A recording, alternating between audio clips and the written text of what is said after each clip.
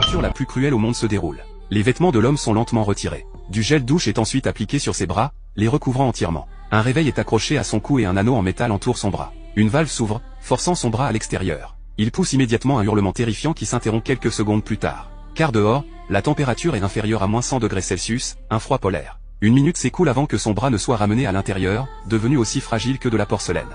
Un garde soulève alors un marteau en fer de 40 kg et brise net le bras sous les yeux impuissants de Jacques. Nous sommes en 2025, l'ère glaciaire est arrivée. 99% de l'humanité a péri.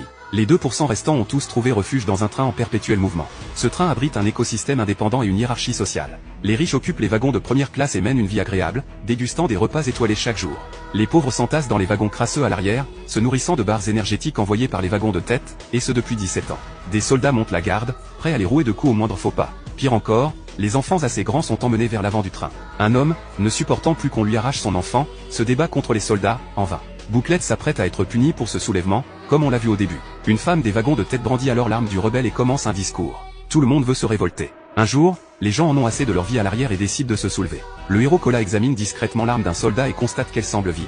Jacques s'avance, pointe le pistolet sur sa tempe et presse la détente devant tous. Il réalise alors que les gardes n'ont pas de munitions. Pour éviter qu'ils ne verrouillent les portes, la foule se rue vers les wagons avant en portant un tonneau en métal de 20 mètres. Leur nombre leur permet de s'échapper. Ils atteignent la prison du train et libèrent un asiatique et sa fille, qui s'avèrent essentiels pour atteindre les wagons de luxe. L'homme, Miyamoto, est un maître serrurier. Et sa fille Anna possède un don extraordinaire lui permettant de détecter le nombre de personnes derrière une porte. Quand la porte en métal s'ouvre lentement, elle confirme qu'il n'y a personne.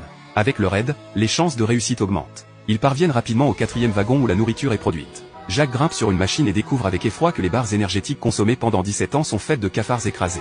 Voyant les gens se battre pour cette nourriture en dessous, il n'a pas le cœur de leur révéler la vérité. Mais quand il s'apprête à ouvrir le wagon suivant, l'expression d'Anna se remplit de terreur.